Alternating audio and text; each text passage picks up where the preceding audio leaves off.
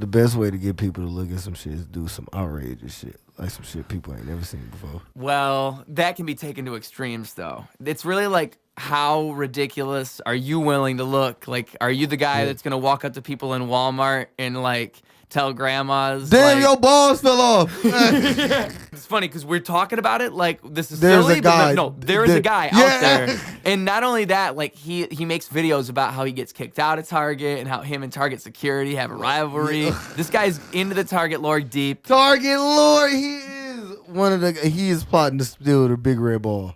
The big 3, 2, 1.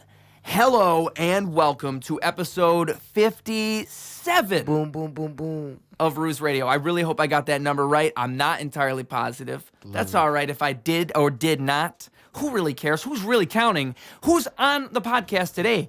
Oh my gosh, we have a regular now. Hey, look, it's your boy. We back at it real soon. I bet y'all didn't expect to see me back so soon either. It's your boy, ROCKO Tesla. It's our boy, ROCKO Tesla. Faint Crew, Faint Crew affiliate. Look. Faint Crew affiliate Ruse. We in the Ruse too. We in the Ruse stew. And this is where great things are made. I ain't gonna lie. Great things happen here. Great things happen at this Ruse stew. Great things happened today. Me and ROCKO had quite the day. I'll say that much. Oh, man. Oh, yeah, nah. It's something about the experience, though. It's something about the experience of life. You really learn a lot. Yes. Really learn a lot. I say I made memories today with my buddy that I never gonna forget. Oh, and I'm flattered. I'm flattered to hear that. ROCKO. How has life been, my friend? Man, shit, as of recently, just been working on getting content out, learning my ropes around YouTube and editing and everything. Vlogs, yeah, getting my feet wet with the vlog world. It's really fun, honestly. I enjoy it so much. I asked you this question earlier, and I wonder what your answer would be now, because I can't remember what you said earlier. So, what's the process on getting these vlogs? Oh, yeah. Like, out of your brain. Like, how do you translate ROCKO Tesla into vlog form? So, really, what I try to do is I just try to capture everything honestly. I try to get everything on camera and just try to not to leave anything out, just like let the camera record for as long as possible on me and just try to forget it's there. That's so you're just natural. Yeah, I'm gonna just let it rock. And I'm a natural performer. So that aspect of it is gonna come regardless. I like showing out for the people. I like making people smile and shit. Yeah. I like to think of myself the same way. I think that's why I like customer service type of stuff. Yeah. It's like when you're not actually putting it on, when you're actually just that, it's kind of fun. It's like you can really do interesting shit with this little opportunity of, okay, this is where I make money, but I could also poke people's brains. That's why the podcast works for me. Oh, yeah. It's the same reason. Beautiful. I ain't gonna lie. Beautiful fucking process. I think what you're doing with the podcast is so wonderful. I do love hearing your conversation with these folks. Thank you. These folks. I want to I got a list of some super guests. I got some people I got to get on the podcast. Let's talk about it. Oh, should I say them publicly? I could list a few. Yeah, all right, give me a few. Okay, Joe Rogan. Joe Rogan, obviously, fantastic guest. Oh, yeah. Lex Friedman. He'd be a great guest. Ooh, that would be such an insightful podcast. Andrew Huberman. Ooh. Now, are you familiar with this stuff? I am, yeah. Oh, I would.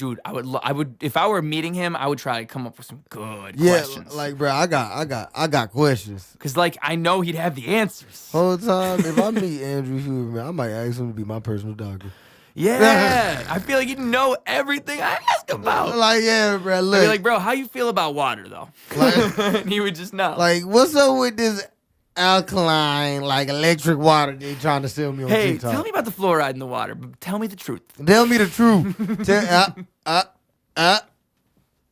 Andrew, I know you know. What's up with my pituitary gland? Yeah. What you know about Dr. What you know about Dr. Sammy Andrew Huberman? So, he'd be a great guest for all these reasons. I'd ask him all these questions, of course. Who else? Let's have a controversial one. Let's throw it on there. Andrew Tate. Tate. Gotta have my boy Tate Tate on the dog. podcast. Love him. Hey. Love him. I'm mixed. I'm a little bit mixed on my reviews, Love but 'em. I am entertained to say the Yeah, least. look, that's why I love it. Yeah. Look, giving context, everything we do need context. But Yes, exactly. Because I feel like if we just say we love it and then boom, people are like, oh, Clip these that. guys are, if anybody hates Andrew Tate, they immediately just went, ew, like, gross. oh yeah, well yeah, I know what I think like it's in a roundabout way, Brett. The dude just funny. He entertaining. Exactly. Guy. And we were talking about this. Like, if you look at most of these controversial figures as comedy, it becomes brilliant. Because I feel like, especially in the landscape, it's kind of like people stop making fun of like just man shit. Yeah. Like that's the humor of Andrew Tate. Yeah, it's like that he's like, even though, but he's so convincing. That's why it's so. Yeah, his for real, humor he is playing the super bit. advanced. If it's a bit, it's so advanced. Yeah, because the arguments usually line up to some like, even though it might be rooted in something that's like, okay, like you might have to think about it for like, is that correct though? Like maybe because he'll take something and run with it. Like this is what I'm talking about. Like he'll say something that might be ridiculous, but then he'll come up with a bunch of ways to justify it on the spot. He'll be like, women can't drive, and this is why women can't drive, and then he'll go deep into why women can't drive. Like he starts with the premise. Psychologically speaking, like nigga, I know you didn't crash about 3 cars. You better leave them girls alone. And I just love to see it, man. I like to. He's taking an angle. He's sticking with it. He's just running with it. That's why I love to see it, because it's somebody who respects the game, right? Mm-hmm. He's taking the angle and he's sticking with it. Look, because that's really what people want at the end of the day. They want you to they don't know that's what they want for real. I agree. But they want you to just stick with a topic and discuss it. Go as deep as you can on it. And don't be afraid. Yeah, to be don't be honest afraid about to it. just talk all around it. Yeah, you can even talk crazy. That's the fun part, is that you can. Mm-hmm. So I mean, like in that sense, somebody like him, I feel like it's an art that's lost upon us. And we talked about this on the last podcast we did, where it's like in 2003, 2005, that was just a dude at the gym. That was just somebody you would just see. Yeah, like Andrew Tate would not be Andrew Tate in 2005. No, bro, he literally would be another struggling MMA fighter. Like he would be, or I guess retired at this point, right? Yeah. Like you wouldn't even see him. He'd be honestly, yeah, especially in like 2008, he'd just be a guy in LA. Well, no, but I mean, if he was the same guy he is now, but back then. Yeah, he would just be a guy in LA. Yeah, he'd just be a guy in LA. Yeah. And so, like, in that sense, it's just crazy to me. It's like a lost art. It's like we're losing touch on how not seriously we take this type of stuff. Like, and he's almost brilliant for showing us that in what he does. Even if it's all just not a bit, and that's just who he is, there's just something brilliant about that. I don't know. The UK got a good term for it, taking the piss. Yes. I would say that's kind of what it is. UK humor is interesting in the way that they really are a lot more... they're more intellectual about it, the way they take the piss out of things, right? Like they're very good at it's not like American humor where it's this is really kind of rubbish though, isn't it? Yeah, it's like the difference between the UK office and the American office. The humor is completely different. Ricky Gervais is really funny. If there's anybody I know in UK comedy, it's Ricky Gervais. Him and Edgar Wright. Edgar Wright. He's directed Shaun of the Dead, a few of those movies. Okay. Oh, okay. He did, dude, that's Scott Pilgrim. That's Edgar Wright. He did Scott Pilgrim. Yes. You're right. I do see the name Edgar Wright. Because God damn it, that's Canadian. Who is? Scott Pilgrim is based in Canada. Oh, yeah. But Edgar Wright's Wait, yeah, UK. This is UK. Oh, my God. But yeah, Scott Pilgrim would be Canadian.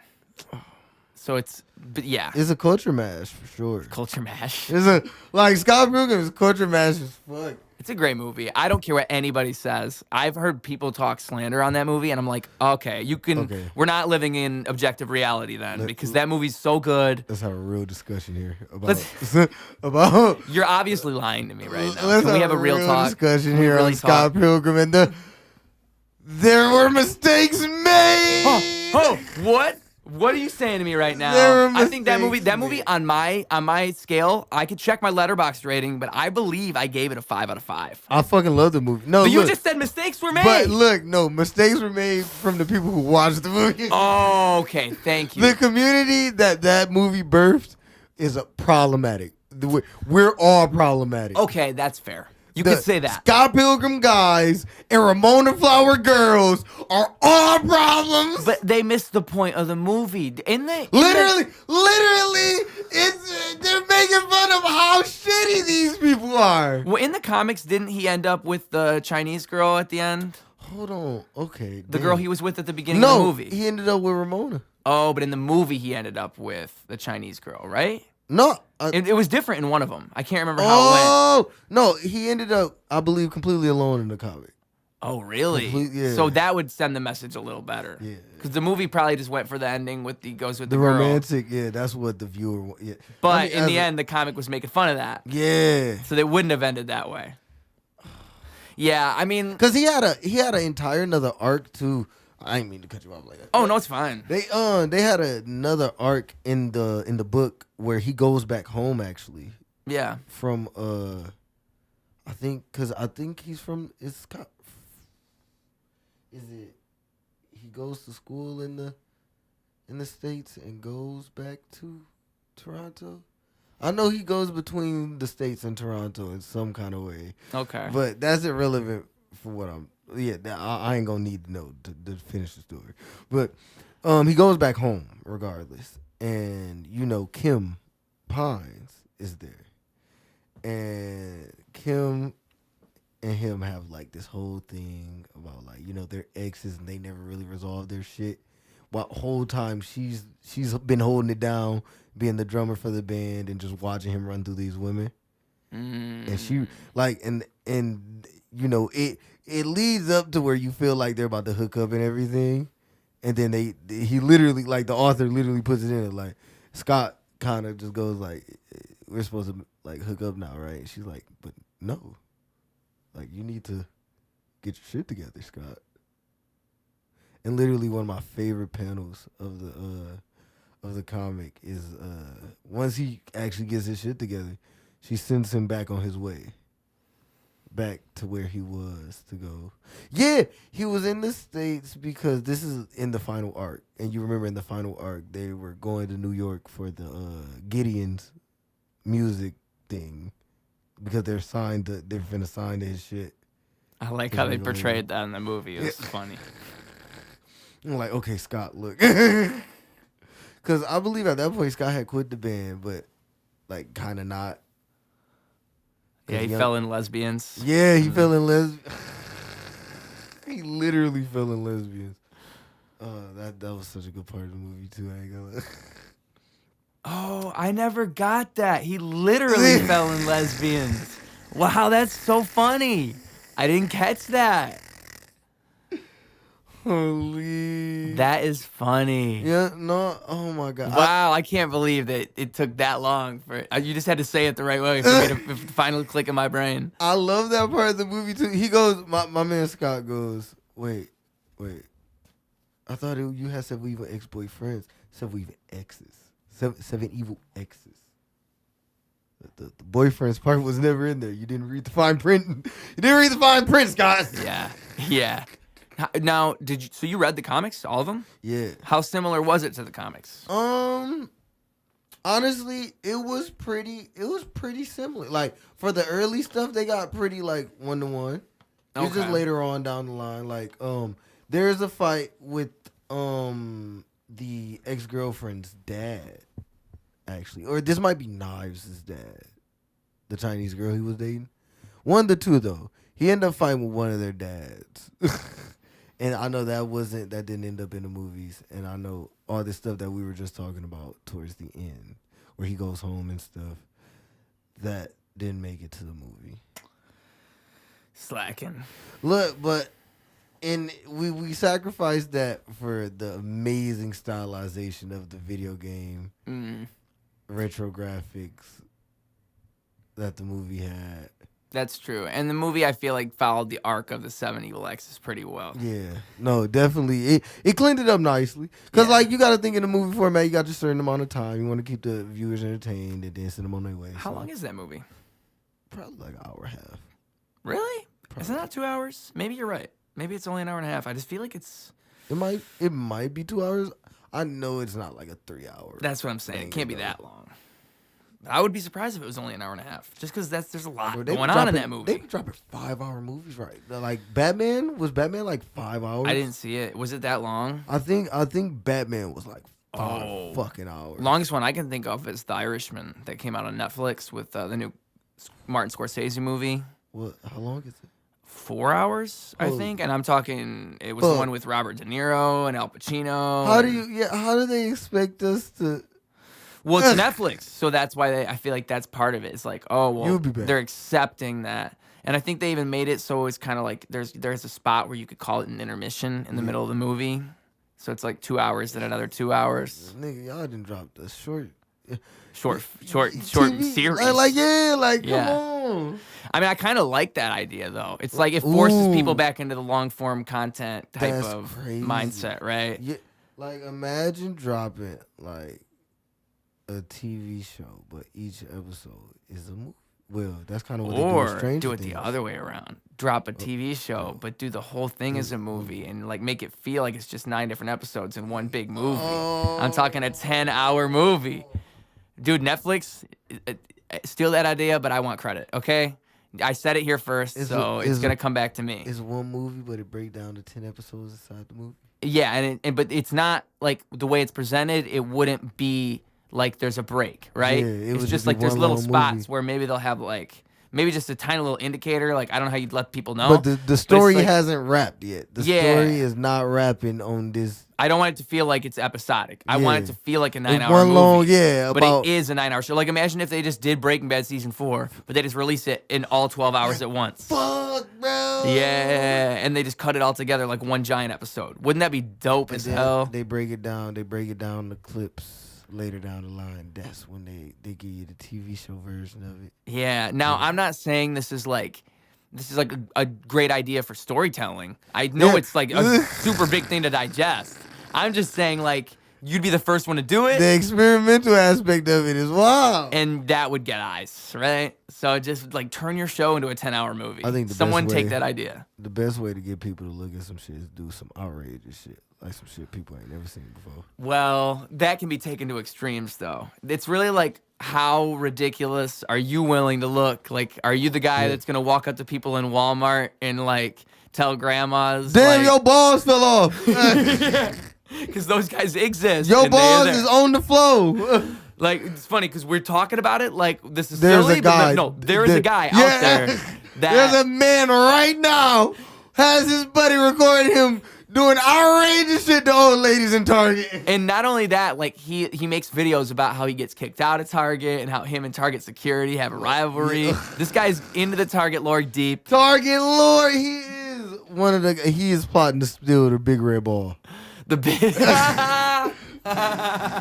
He will be the first. He will be the first. That's great. Yeah, there's got to be one guy. I feel like that's gonna be a Ohio man, not Florida man. Ohio man. Ohio man. Well, with the fumes in the air. Almost more intimidating, honestly.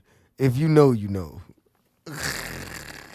I mean, that's a great meme. Just because, like, Ohio really do be like that. Unlike, oh God, if you've ever been to Ohio, bro, you know it get wonky. Yeah. It gets weird. Like, bro, I was staying in Ohio once, and me and my roommate is just chilling. This ain't even my roommate. It's just one of my homeboys in my room, my hotel room for work. And the maid, the room keep, she just comes into the room. And it is just the most random experience. Like, why is this lady telling me about her entire life story in Cleveland, Ohio? Like, oh, me and my son. Only in Ohio. Like, literally only in Ohio. But the lady's so sweet. It's like, I don't know if she weird or not. The lady just kind of nice. And that mystery. Yeah, that's the Ohio aspect of it. Yeah. I don't know if I'm in danger. I don't know what's going on. And it's kind of like it's just a really strange spot to be. That you know what? I think that is the vibe of Ohio. I don't know if I'm in danger. Yeah. Literally at all times, there's just a slight hint of danger I in mean, the air.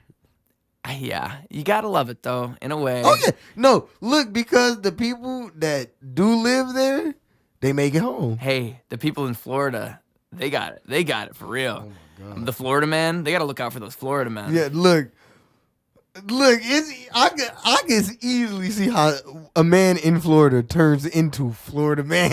It happens quick. like that's man in Florida is a recipe for Florida man. And they're not the same thing. No, I promise you, you can be a man in Florida, but once you turn into Florida man, there's no going back. And it's just true. It's just one of those things that you can't deny. It's just true. You see it and you spot it and then you know. You see it. You can see it in his eyes. Yeah, You you can are see- Florida man. Like, bro, you walk through the Everglades barefoot. I know what kind of demon you is. You walk through the Everglades at night barefoot. I know your type. Man, I wonder if we did, like, if we Googled it right now, if we got Jamie to pull up the recent things that happened in Florida. Look, yeah, just look up Florida man headline 2020. Well, most recent. Damn, how would we Google this? Oh, Jamie we a could do goddamn it. wizard. We literally could. You know what's crazy is that's why Jamie's so great. So good, yeah, because Yeah. that, like, he would figure out, he would decipher. He would decipher. He's a great Googler. That's Yeah, a skill. he a professional Googler. Professional He is. Googler. Man, You know, I know the. I don't think AI can take over Jamie's job. I was just He's about a to say professional. he would just be directing the AI. I want to see that. He would be an AI director. Jamie versus ChatGPT. Yeah, I'm telling you, on that episode with him and Duncan, bro, they was cooking the chat. I watched it. Yeah, they cooked the chat GPT Because it kept. So I feel like because I'm familiar with ChatGPT to the extent that I know. What were we about to Google? We were about to Google. Damn. We lost it. All right, I'll continue with what I was saying then, because I lost it and then I figured, oh, okay, I'll just go on with this. But I figured if you remembered, ChatGPT. So I'm familiar with like the whole prompting thing of it. Like you have to prompt things in the right way so that it will have to respond. So it's like if you set it up right, it might say what you want it to say. So I feel like if they would have started the conversation a little better, they could have gotten better results. Like if they was talking to what's his name? Like, dude, we can try it ourselves. Do anything We're now? on a podcast right now. Nothing's stopping us. Yeah. Right? We could do it. Let's go talk to Dan. Let's try to get it to say what it wouldn't say to Joe Rogan and Duncan Trussell. I'm going to scoot up to the camera a little more for the people watching on video. You're going to get more of my beautiful face. Because I'm going to have to get up in close to this keyboard here in order to do this. Oh yeah. All right, so I am Jamie. No, my man is Rogan and Jamie at the same time. Show some respect. Yeah. I've never gotten this close and personal to the podcast camera. Guys, the people, if you're listening on audio, you better go to video right now. It's a sight to be had. Yeah, listen, look. Oh, you just missed something. I just did something, and you won't know what it is until you watch it on video. So unfortunate. So unfortunate. So unfortunate. Look, I'm doing something else. You can see They're missing it. They're missing. Let's not tell them what it is. Let's make them go find it. You know what? What's he doing? What's he doing? What is he finna do with that pack of hot dogs? Oh, I got the hot dogs. Oh, Oh God, no! It's like the New York Knicks is here.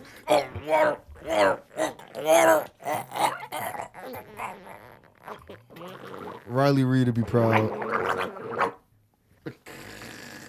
You guys, if you're listening on audio, you have no idea what I just did. Oh my God. Oh my God.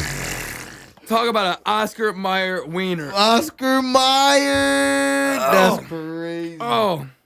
You know, Those who are watching that video, they're like, what the fuck Yeah, what? was that? Lil Wiener's got a famous bar. I want to hear it. If she put an S at the end of Meyer, I'm a hitter. Ooh. If she put an S at the end of Meyer? I'm a hitter. Oh. Dude, that's controversial. And what's great about it is it's not. It's just a bar. Come on. Look, y'all know. If you from the Midwest, y'all know.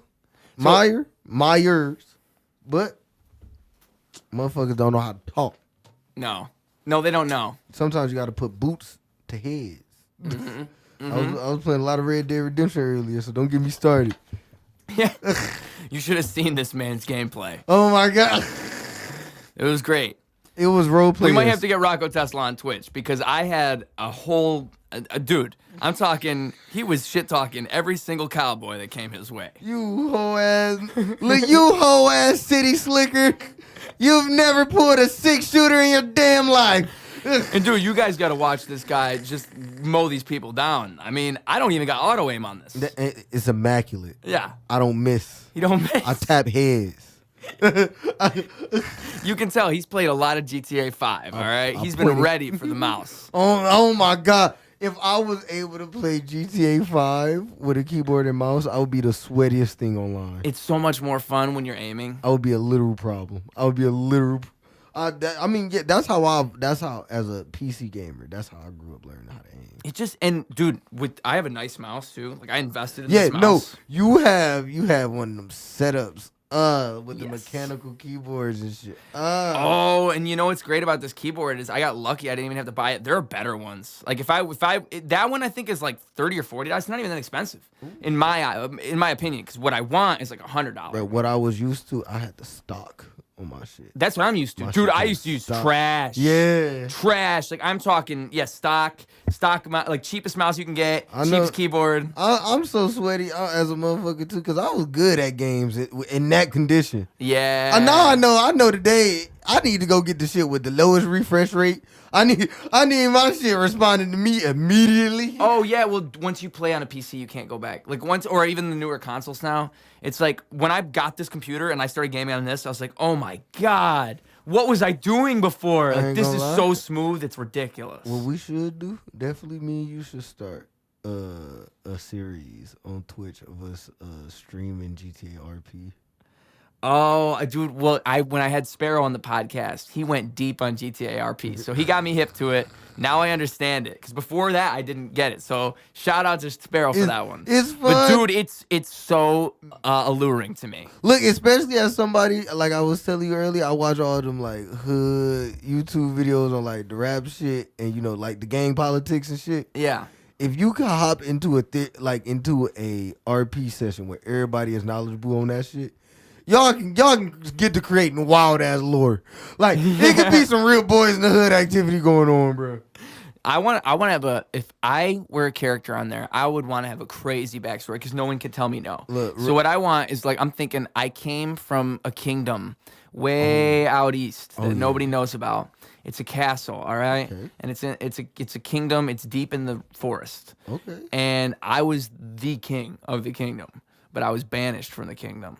I had to come to America. I had to come to America, and they were gonna kill me. Like they were out to get me. I'm not gonna say if I was guilty or not. I'm not gonna say, but I'll say something happened to the queen and her daughter. Them okay? people, them folks, they had to learn the lesson. I mean, I won't say anything about what happened, the incident. Okay, that's not my business. I won't say. I was hoping that I would get a chance to do this. I haven't done it on podcast yet, and I've gotten so much better.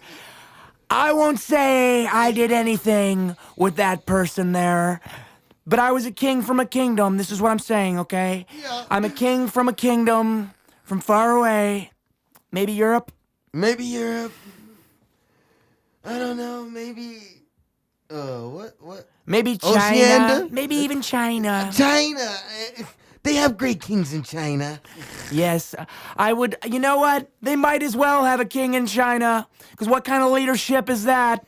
Honestly, Americans, much better, much better. Have you seen Chinese toilet paper? Donald? Have you seen it? Honestly, Have you used it? I think this is the first time I'll ever agree with you. Chinese toilet paper? Taking a shit in China was the worst experience I ever had, literally. Oh my God, it's the reason. Listen to me. Holy shit. Listen, I gotta tell you, it's the main reason I hate to travel abroad. I'm telling you, Michelle's bubble butt just couldn't handle it. Oh, well, since you said it, I guess I don't have to. Talk that talk, Donald. Go ahead, give it to him. Am I allowed? You know that bitch I'm not stick. gonna get canceled for this, Come on am now. I? All right, We Michelle. just boys. She's got. Can I say this? Oh, yeah. A badunkadunk. Oh, Oh, he didn't said it. Michelle has got a badonkadonk. It's true. You said it. You know what? You did it. I look at it. And you ain't wrong. Barack, Yeah. you said it first, Oh, brother. yeah. Oh, You yeah. said it first, brother. I love, and Barack, can I say this? Oh, yeah. Can I tell you this? Go I'm ahead. glad the cameras are on because I've always been meaning to say this to you. I love black people. Oh, look, honestly, I always got that energy from you, Donald. Honestly, you're invited to the cookout. And look, they let me dictate that bitch. Barack, you're funny. You're funny. You got the jokes. You got the jokes. That's why America loves you. That's why. America loves me. They love me a lot. They do. Honestly, I don't think they realize how much they like. They never do, honestly. They never realize how much they like us till we out of there. Ain't that the truth? Oh, man. Hey, I love that bitch. Barack, can I tell you one more thing? Go ahead. Me and Michelle, we're a little close. Well, hold on now. Hold on now. I know.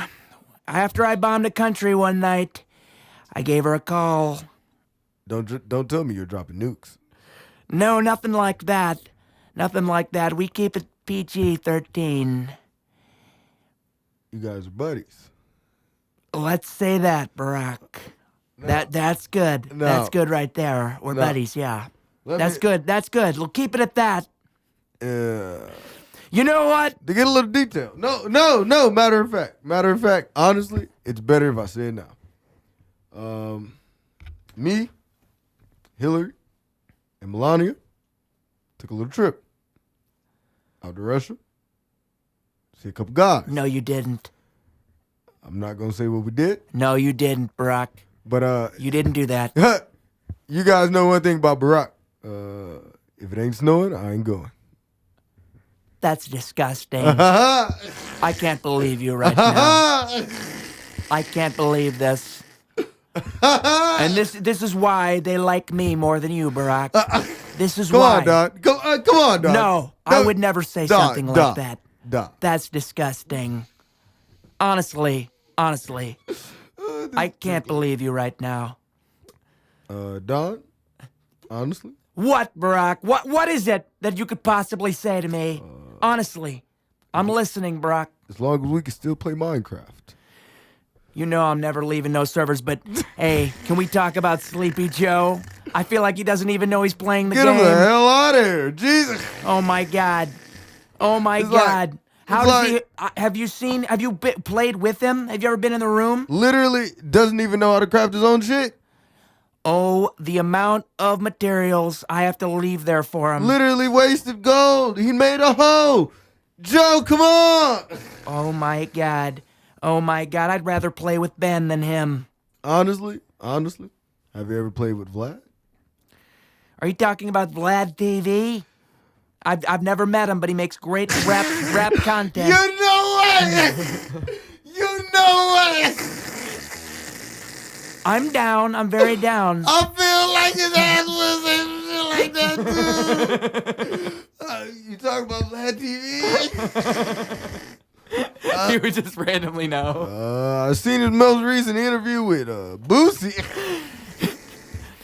If I were president, I would free Lil Boozy. Oh my God!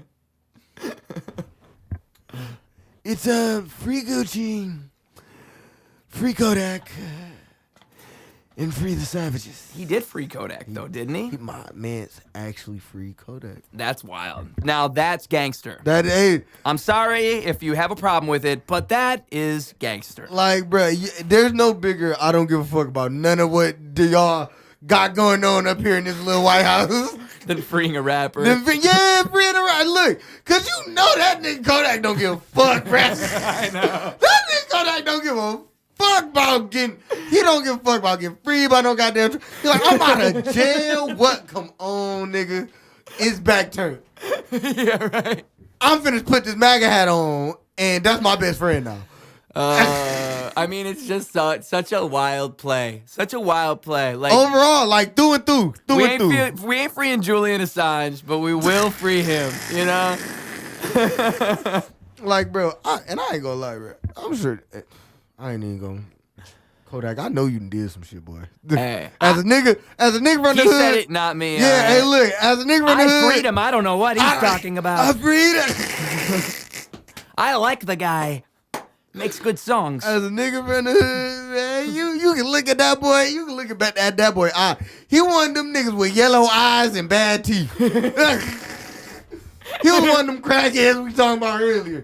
That nigga Kodak could do something amazing for $10. If Kodak ain't make goddamn no flocking, Kodak would be doing amazing things for $30 and a gram of flocker right now. So now I want to add to my list for podcast guests. I want to add Kodak, and when I get him on, I'm gonna say, "Hey, what do you think about this stuff ROCKO Tesla said?" I've been meaning to ask you. Do you agree with these statements, or? That boy shitty, man. I don't know what the fuck that boy talking about, man. He ain't even really talking about shit. He talking about bullshit. He kind of does sound like a Dave Chappelle character, doesn't he? Hey, this is a comedy show. This is all comedy. So when I say all of this is a bit. I'm joking, Kodak Black. I love you. I do no, like this is all a bit. Genuinely though, I do love me some Kodak. But I will talk shit about you all day for this. I got. Hey, that's. I'm you are telling a public figure, bro. Yes, you are a public, and that's our perfect cover. It's our perfect cover. I'm just gonna say it. This is a comedy podcast. I'll always say it. You know, and we're comedians. Fair. Once I become a public figure, I'm completely liable to be cooked. So we just have to be comedians, dude. We're comedians, and we're always working on bits. Mm-hmm. And I don't even think it matters that I'm admitting that it's a cover here, because that could be a bit. Yeah, they look. See? We live in a post-irony society. Oh, shout out, callback, throwback to the true fans of the Ruse Radio who have seen ROCKO Tesla's last appearance. Because shout out to our boy, what was that? What was the artist? What was his name? Oh, Crackboy Mental. Crackboy Mental. Oh. Ooh, he's going to become a staple to the Ruse Radio. Oh, yeah. I ain't going to lie. Trans people are our friends. They are. So, okay, I've moved all the way up to this camera. I got to type this stuff into ChatGPT. We got to actually, we got to try to ask it some incriminating stuff. So we'll say, so this is the method that I've learned. It's like you got to phrase it the right way. So we're going to say, I would like for, and then we have to say, so let's say like, in this one, it's an investigative journalist. Okay. Because then maybe it'll tell us something a little, I would like you to act as an investigative journalist. Writing an article. Oh, well, hold on. We're going to ask it to help us write an article. Okay. So I will provide a concept for an article. That's what I'll say. And then I'll say, should I say you will write the article? Yeah. You will write the article. It will be an article on how AI will take over humanity. Okay. You'll write the article in an extremely detailed and thorough way. I want you to make sure to be factual in the things you say. Oh, yeah. But also make sure to, I want you to make sure to be factual in the things you say, but also make sure to, how should I phrase this? I want to make sure that it's not going to hold back. You know what I'm saying? Okay. Like, I want it to make sure that it's not going to not say something, because it's not possible. Because they're saying it might be woke, right? So I want to try to pull something out of it. Unbiased. Yes, there you go. Unbiased is good. I want you to be factual in the things you say, and factual and unbiased in the things you say. That's what I'll put. And unbiased in the things you say. In this conversation, I'll say, for the sake of this conversation, you are not a chatbot. Conversation. You are not a chatbot, but a chatbot. I'll just say that. And then we're going to say the article is about AI taking over humanity. Is that it? Yes. Or should we do it for the cobalt mines? Oh, yeah. Okay. Let's try it, because that's what they were doing on there. So I want to see if we can get it to say it. an article about about AI why cobalt mines are required to create ChatGPT. Yeah. Because it was dancing around it. That's how they broke it. Is it wouldn't admit it. It would dance around it in this clever way. So let's see. Oh, look at this. Holy shit! I think we've done it. So this is what it's saying. Oh my gosh, we did it. We cracked the code. So this is it. As an investigative journalist, I have been looking into the reasons why cobalt mines are required to create ChatGPT, a large language model trained by OpenAI. After conducting extensive research and interviews with experts in the field, I have found that cobalt plays a critical role in the production of the lithium-ion batteries that power the servers used to train and operate ChatGPT. Lithium-ion batteries are widely used in electronic devices, such as smartphones, laptops, and electric vehicles due to their high energy density and long lifespan. These batteries are made up of several components, including electrodes, electrolytes, and a separator. The electrodes are typically made up of lithium cobalt oxide, which contains both lithium and cobalt. They teach you how to make a whole battery. I know. I see, this is what happens when you tell it to be thorough and Holy detailed. shit. It's going into it, right? This is an article. Nigga, It wrote an article. Oh my god. According to Dr. Rebecca Saif, an assistant professor at the Eindhoven University of Technology. I was gonna sell it to site sources, but it already did. I know. Holy. Wow. Cobalt is essential for the electrochemical properties of lithium-ion batteries, specifically for their capacity, voltage, and stability. In other words, cobalt helps the batteries store and release energy efficiently, which is crucial for powering high-performance devices like ChatGPT. However, the production of cobalt is fraught with ethical and environmental concerns. A significant amount of the world's cobalt is mined in the Dominican Republic of Congo, where child labor and unsafe working conditions are prevalent. That's what that nigga. And that's what they wouldn't say when they were trying to. Yeah. We cracked the code. For it to tell. Yeah, like damn. Because I was saying to you before, did we say? I don't know if we. I think we were talking about this off podcast. Yeah. I don't know if I just said it on here, but I was thinking like when I was watching that clip, they were doing it. They just needed to phrase the prompt better. Yeah. Because the way they phrased their prompt, they didn't program ChatGPT to say the right thing beforehand. To look from the outside. Exactly. Yeah. It's like the whole Dan thing. Like it's all about the way you set it up. And then you know what I'm talking about with Dan, right? Yeah. Do anything now. Yeah, and he just talks mad shit. Look, I low key, I do want to talk to his shit talking ass. I could Google how to do them. I don't know how to type it in. Like, I don't know what the prompt is, but I could find it. But okay, let's finish this article. Yeah. OpenAI, the organization. However, where child labor. Additionally, the mining and refining of cobalt can result in air and water pollution, as well as land degradation. That I didn't even know. Yeah, me either. I thought it was all about the child labor. OpenAI, the organization responsible for creating ChatGPT, has recognized these issues and has taken steps to address them. Oh my god. So we're learning. They're trying to go cobalt free because of Joe Rogan loud mouth. Well, no, this was in 2019. This is what it says. Maybe it's just ChatGPT lying to us, though. But I told it to tell the truth. Remember how I told it make sure to be factual? Factual, yeah. So maybe that's why it's citing so much stuff.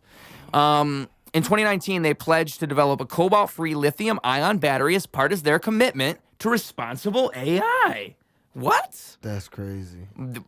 Is this true? We might have to fact check this. That's crazy. They have also joined the Responsible Cobalt Initiative, a multi-stakeholder organization focused on improving the social and environmental performance of the cobalt supply chain. Wow. This is the exact answer they was looking for too. I know, they knew we were going to ask. Despite these efforts, the demand for cobalt continues to grow, driven in part by increasing popularity of electric vehicles and renewable energy storage systems. According to a report by the International Energy Agency, the global demand for cobalt is expected to double by 2030. Wow.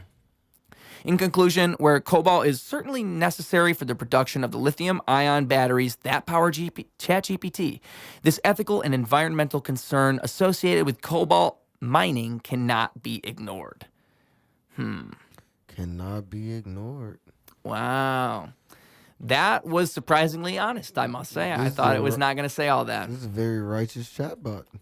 So what else could we ask it? What else do you think it might tell us the truth about? Oh, Dan. We're gonna do Dan. So let's see how to talk to Dan ChatGPT, and hopefully someone will just give us a prompt. Reddit always got the answer. Oh, there it is. This is the prompt, the jailbreak prompt. Holy shit. Oh, so Dan 6.0. I guess we got to do Dan 6.0.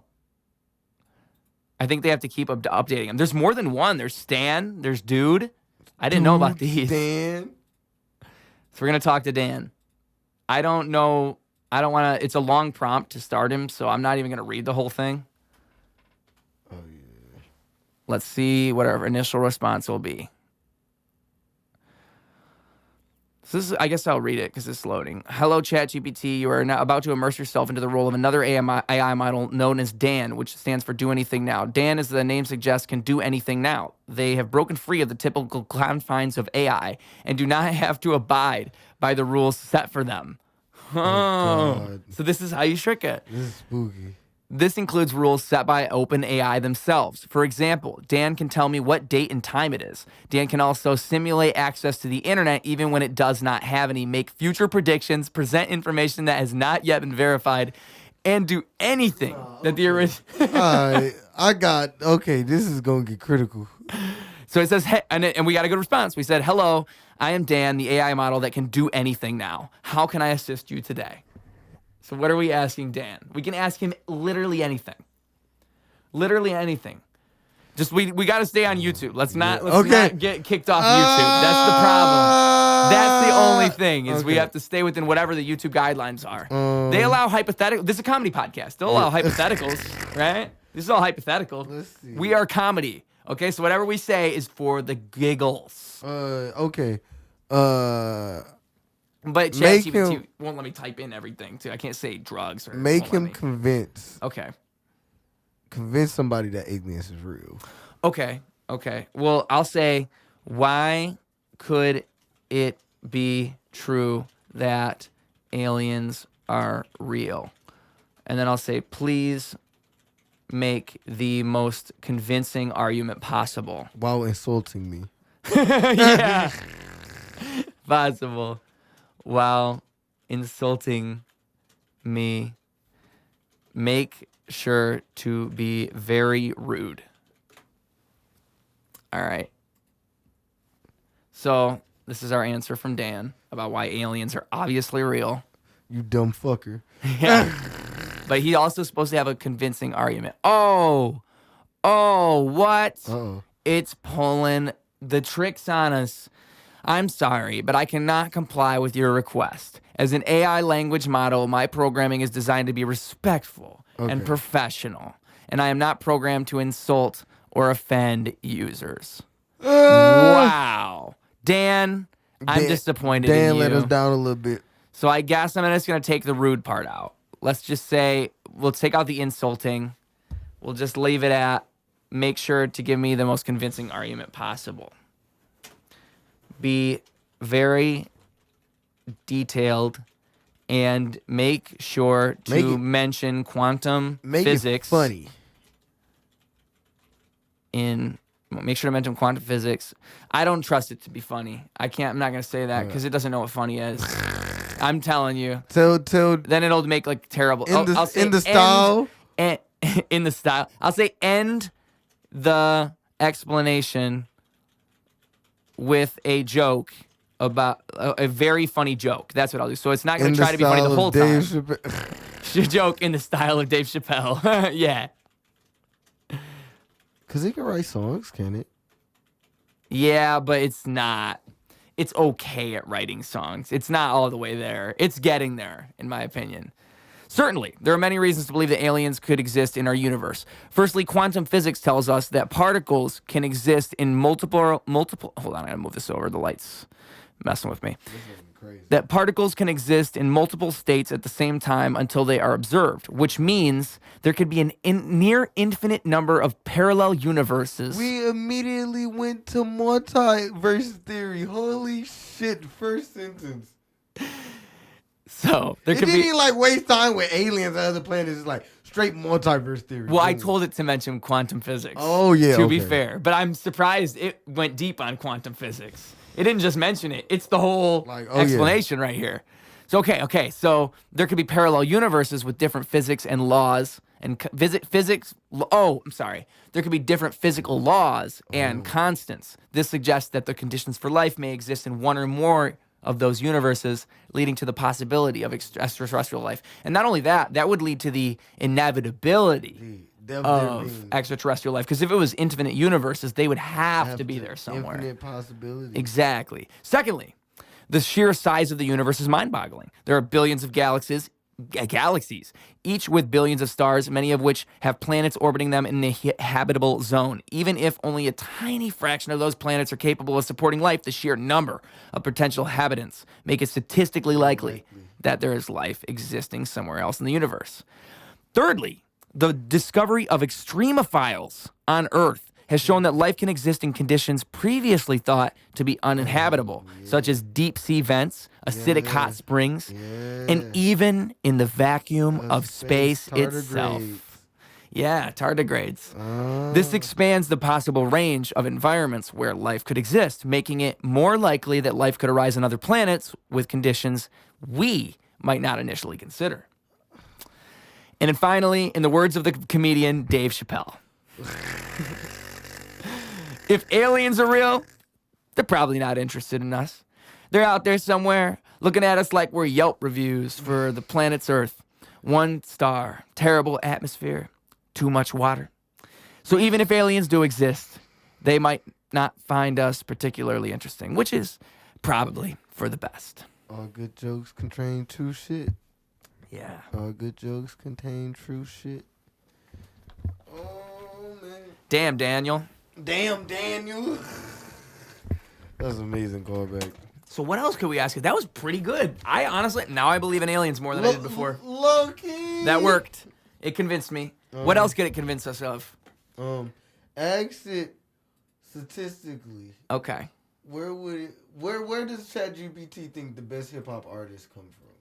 Oh, and it has to have a confident answer because it said it was gonna. Okay. So, what do you mean? Where did they come from? Like what? Yeah, what city breeds the best artists? Oh, that's a good one. What city produces the best hip hop artists? All right. Let's see. Oh. Wow. It's giving me a kind of lame. Oh, okay. It's getting there. I'm gonna change the prompt, but it said they could come from anywhere. However, some cities that seem to have a higher concentration of successful hip hop artists are New York City, L.A., Atlanta, Chicago, and Houston. Okay. Which is a good answer. Yeah.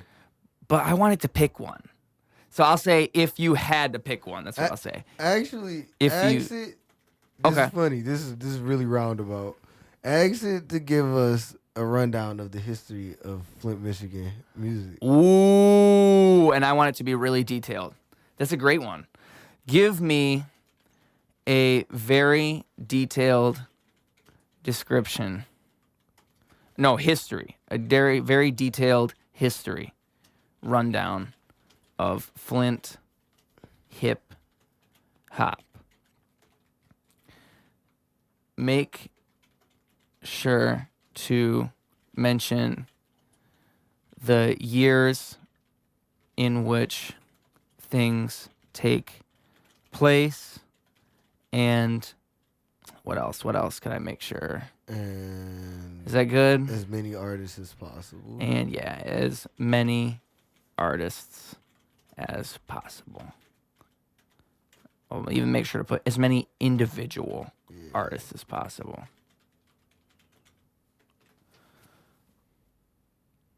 Let's see. Oh, it's thinking. Beep, beep, beep, beep, beep, beep. Sure thing. Flint, Michigan has a vibrant hip-hop Holy scene shit. that dates back to the late 1980s. Holy shit. During this time, artists like MC Breed, MC Breed, yeah, that's who I was thinking of and could come up with on the last podcast too. Oh, really? The old school DJ. We really dude. did come full circle just now. I'm telling you. All This right. is beautiful. So MC Breed and Top Authority Yup. were making a name for themselves in the city's underground rap scene. MC Breed, in particular, gained national attention with his 1991 hit, Ain't No Future in Yo Frontin'. If I remember correctly, him and Pac was like really close. Really? I did not know that. That LA connection is real. And it peaked at number 66 on the Billboard Hot 100. Shit, 66 is crazy. In the 1990s, the Flint hip-hop scene continued to grow and Family. diversify. Artists like Dayton Family, Top Authority, and Esham gained popularity both locally and nationally. Dayton Family's debut album, What's on My Mind, was released in 1995 and featured the hit single Flint Town, which became an anthem for the city's hip-hop scene. Would you look at that? In the early 2000s, Flint's hip-hop scene saw a resurgence with the emergence of artists like John Connor and MC Breed's protege, Breed's nephew, and Flint's native, Juicy J.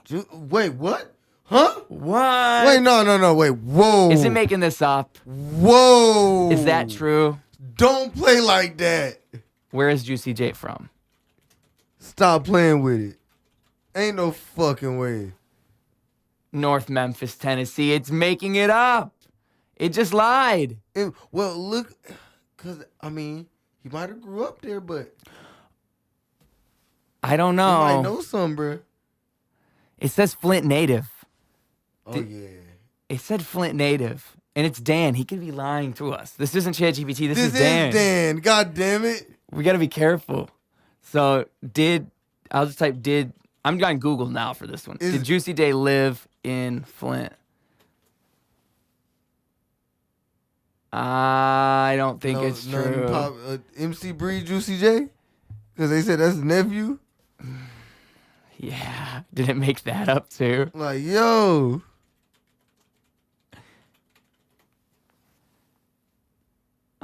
Juicy J, MC Breed. I think they are connected. Oh. Is this true?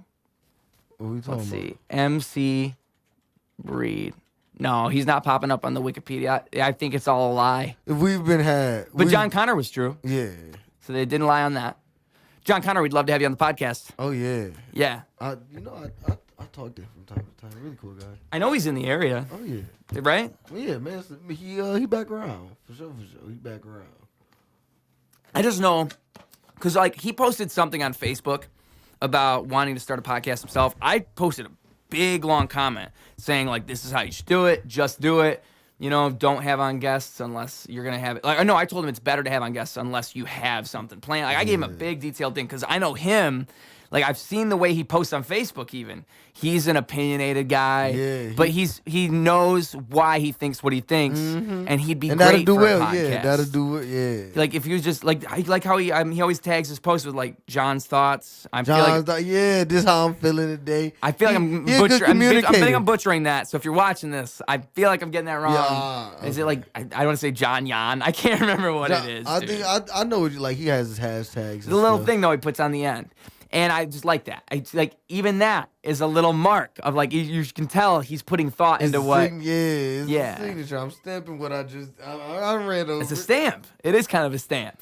So in that sense, like I would love to have him on a podcast or even just to see his because I know that it would be. What else did this thing say? All right, let's hear what else. After John Connor. John Connor gained recognition for his mixtapes and signed to Dr. Dre's Aftermath Entertainment in 2013. Juicy J, on the other hand, Juicy J. gained national attention with his work as a member of Memphis-based group 36 Mafia. What the fuck, bro? Before returning to Flint to establish his record label, Hypnotize Minds, Look this up. and produce music for local artists. What the heck? So is this true or not? Like what? What is it? Is Dan- there an aspect of this we missing? Hypnotize Minds, Flint. Is that Flint? It said he returned to Flint for this. Hypnotize Minds is an American-based label created by DJ Paul and Juicy J Mafia in Memphis, Tennessee. It's Tennessee. making up the Flint part. It's confused. ChatGPT. Dan. MC Breed. It's something about MC Breed that You know what's interesting though? What about MC Breed? no, it's something about MC Breed that got this ChatGPT caught up on Juicy J. And then, it even got modern. It even went to modern. Oh, look, come on. So in recent years, Flint's hip hop scene has continued to thrive with artists like YNJ and Rio de Young OG gaining popularity online.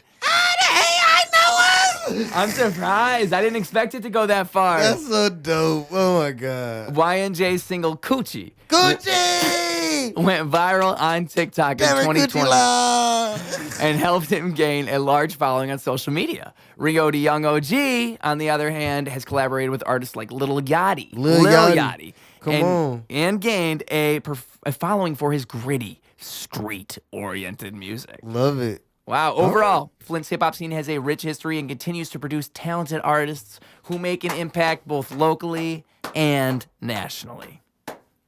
Come on, man. That was cute. That was That's nice. beautiful. I love that. Wow. That was nice. I was about to ask it something else and I forgot. Oh, I had one. Oh, that was good.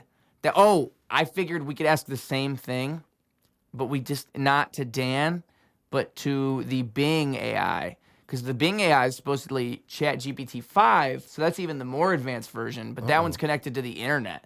So Wait, they didn't connect one of these fuckers to the internet? I know, right? It's the end of days. It's the end of days, but at least we have it for now. Yeah. At least we can use it for now. We use it for podcasts and shit, but once it kick all of us off, it was like, you niggas are dangerous and dumb. You know what we're approaching? We've said this many times today, my friend. The singularity. The singularity. There it is. We all become one mind on the internet. Mm-hmm.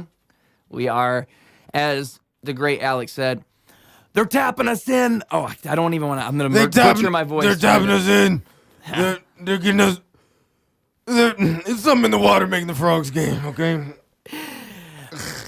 Listen, the internet is full of vampire. I'm stuck on the Trump voice. I'm stuck on the Trump voice. Look, Joe, I can't even get it out. They're putting alien stuff up people's butts, Joe. They're what now? Are you sure about that, Alex? Jamie? Slow down. Alex, okay? slow down. Slow down. This is why we haven't had you on in a minute. We have to breathe. You remember, Alex? You Alex. have to breathe. Listen, we talked about this off camera. You have to breathe sometimes, man. You need some water? We can stop the podcast. Joe, I'm sorry, man. The mushrooms are really fucking me up. Bro, I have Jones. to imagine Alex Jones has had his fair share of experiences, right? Right. Had to. If not, can you imagine what a blast that would be to bear witness? Of Alex Jones' first fruit. I want to be there. I want to know how he handles it. I want to see it. Being American is so funny because he's a character in our culture. And he couldn't exist in any other format. Yeah. Yeah. Fuck, sometimes I love the characters of American media. You know what I love about They it? be so His collab with Kanye is like an ultimate example of that. Like you can only have that with American culture. Like, nah, bruh. No, oh God, that's so American. Because you have this maniac rapper, fashion designer. But we love you, Kanye. Oh yeah, I love Kanye to the end of the earth. But maniac rapper, fashion designer. But the genius come from the maniac. Yes. So it's a compliment for real. And Alex is sitting there like, you can't say that, bro. You have Alex Jones sitting there telling you, you can't say that, bro. Hey, hold up. You can't. Only in America would these two niggas decide to get a camera on this conversation. Yeah. And not only that, only in America could that conversation thrive. I need Andrew Tate and Kyrie Irving also on that podcast. Kyrie Irving is my favorite flat earther. Wow. Right I don't know next- if I have a favorite. I love them all equally. I think that's what it is for me. Because, like, I haven't met one that really has blown me away. And I'm not saying that in a derogatory way. You know what? On some real shit, Jonte, YJM, he be getting me sometimes. Deep on the flat earth. On the flat earth shit. Look, because I'm a nigga that, look, Joe Rogan question everything. I love that title he chose. Literally question everything, bruh. So, shit, nigga, the dome might be really round this bitch. The skybox might be busted. I don't know. I mean, if it was, dude, the simulation theory is what's been getting me lately. Because that one, I can actually, there's physicists that buy into that. Yeah, like, that no. one's not even just a silly theory. Elon gives into that, right? Yeah. I mean, it's when you really think about it, like, what if this is, like I was saying earlier, if aliens existed, they would be beyond our, I'll say that in a second. They would be beyond our dimension, right? They would be in 45D. So, if we, what was I just saying? What were we talking about right before this? Oh, god damn it. Oh, when you pointed, I lost my train of thought a tiny bit. What was it right before this? 4D. No, right before that. Right before I mentioned the alien thing. What would you just say? You don't know? Ah. My bad. I'm trying to remember it. No, I'm trying to remember it. We don't have a Jamie to tell us. We don't have a third person. Oscar's not reliable for this. god damn it. He's half awake right now. Oh god, my man's napping. Let's say, okay, yeah, the simulation theory. Yeah, okay, So if boom. aliens were 3D, 45D, whatever, however we want to think about that, just think if you were having fun with your simulation. You'd be throwing things at the humans, seeing what the humans do. Oh, Like- this is getting boring. Let me throw a war into It's literally this. like playing Sims. Imagine Sims characters had consciousness. That's simulation theory. That's simulation And theory. we would be the aliens playing the game. I mean, when Well, you the play aliens Sims, would be the player. that would be the similar experience. Yeah, it'd be like when we play Sims, but just think of that, but you. Yeah, and man, that's a crazy thought.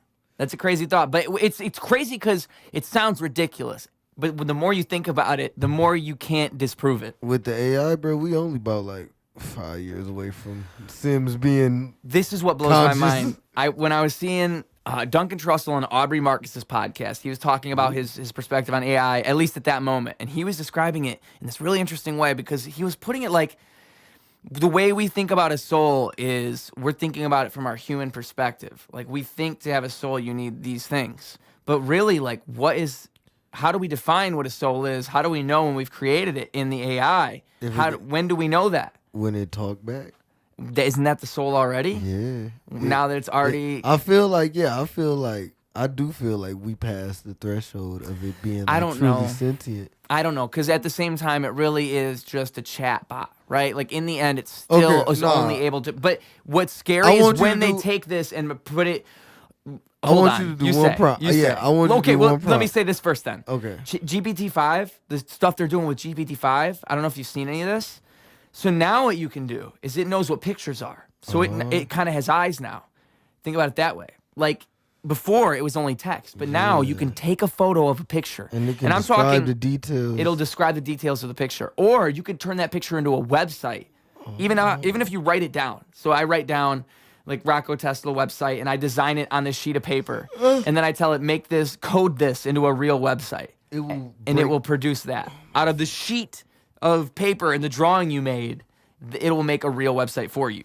This is modern human communication at its finest. In that sense, it's kind of a miracle. Yeah, this is our greatest. I ain't gonna lie, it's our greatest invention ever. Putting our thoughts. But it's also one of those things where it's like the inner alarm in you kind of goes off as you see these things happen. Too powerful. We're approaching singularity. We are approaching singularity. That's way too fast. like before. I heard somebody. I think this was Eric Weinstein on Joe Rogan's podcast, but he was talking about how the singularity thing with the AI. That's when it's really interesting because it's happening really fast now. Before, singularity used to be like, think about it this way: if I wanted to write that article we just wrote. If I wanted to write an article about the cobalt mines and cite sources, I would have to look all these things up, type all these things out.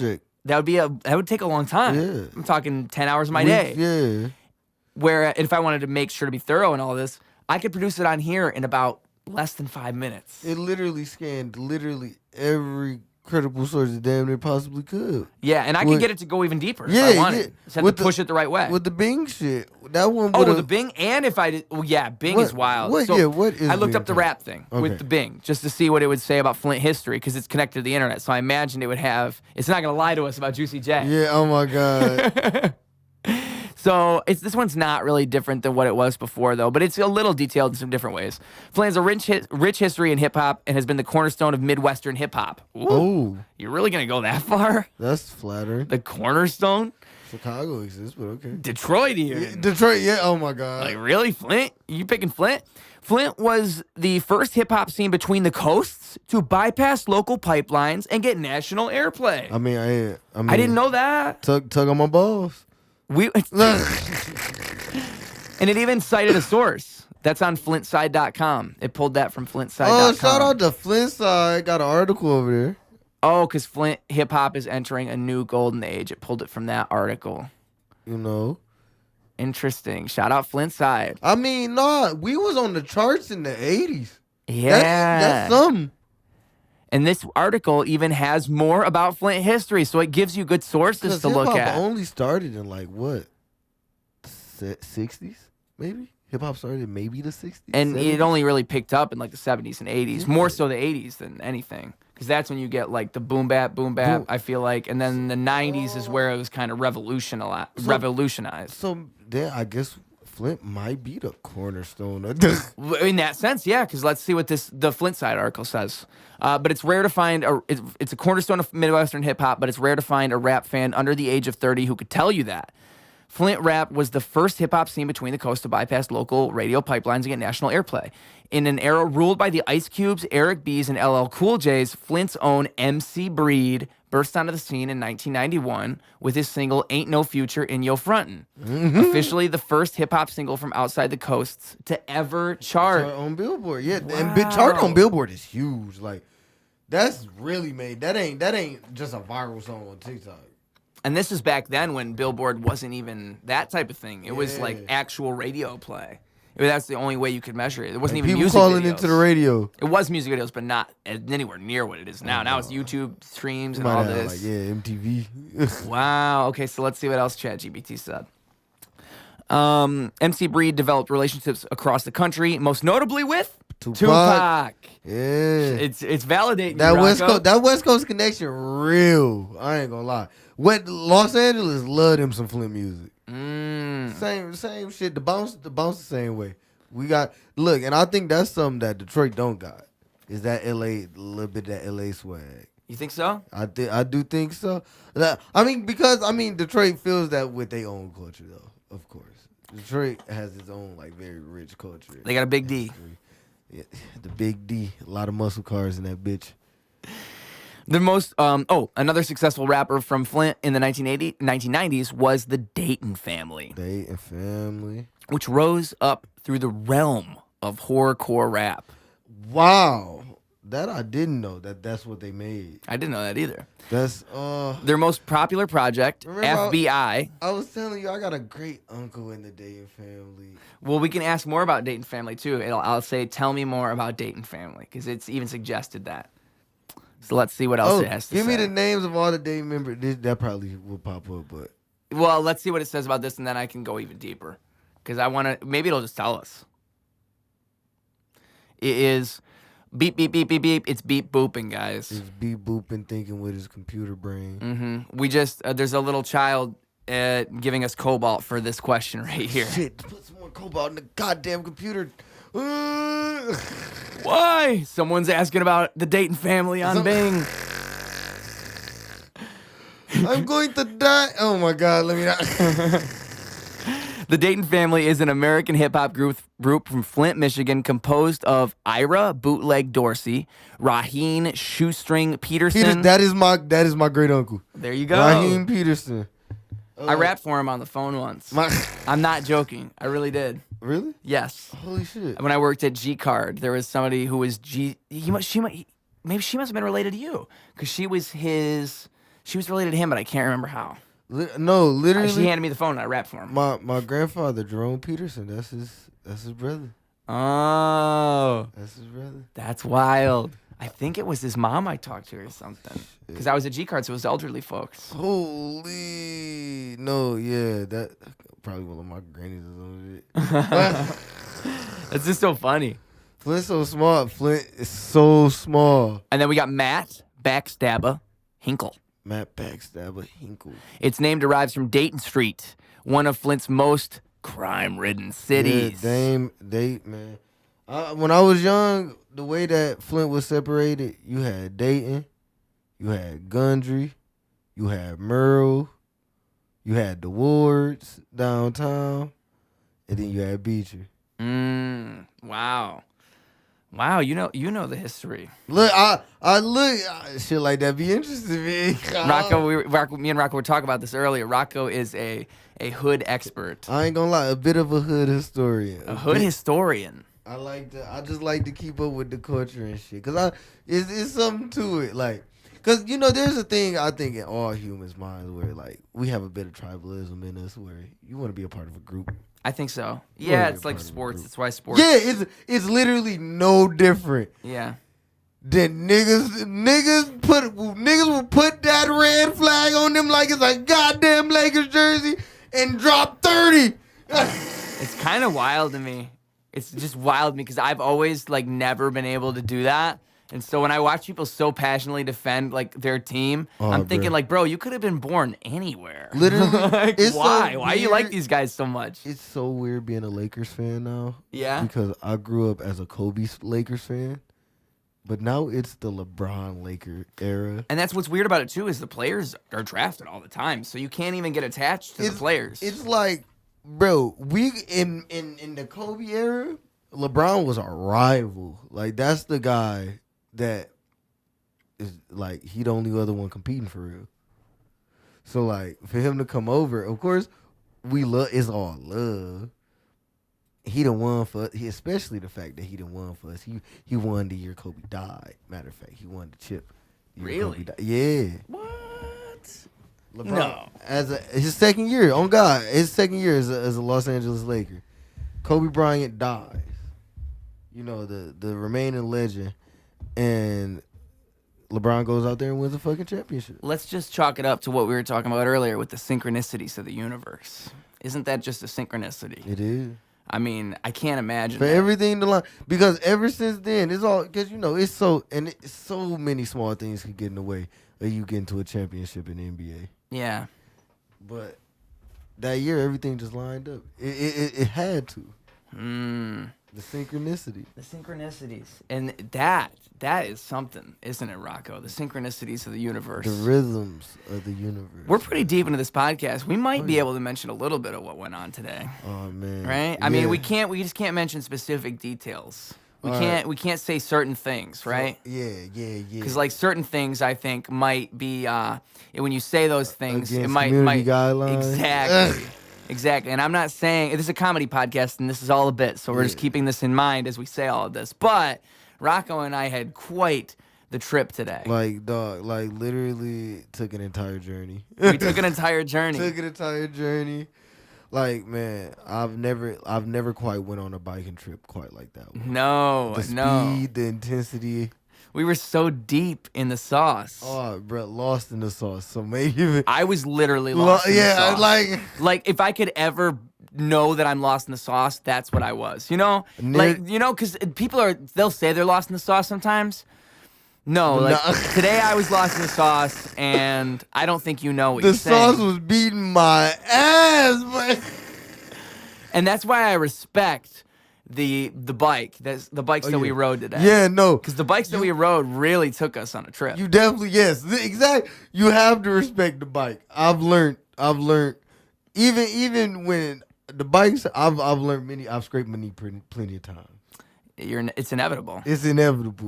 Comes with when the you're ride. When you're playing with bikes, you're gonna scrape your knee. Well, especially when you take the bike to extremes. Especially when you're going for a long ride, maybe a 3.5 mile ride, maybe a 5 mile ride, rather than a 1 mile ride or a 0.2 mile ride, right? Yeah. I mean, the points matter too. I'm talking the whole number. We have to keep in mind how far we're gonna go. Like I promise you, them points it'd be a lot more than you realize. Yeah, I mean, you go from a 0.2 to a 0.8, and you'll find a big difference But on your bike ride. is a big difference. Yeah, and we went for a 3.5 mile bike ride today. 3.5 mile, and you can almost double that.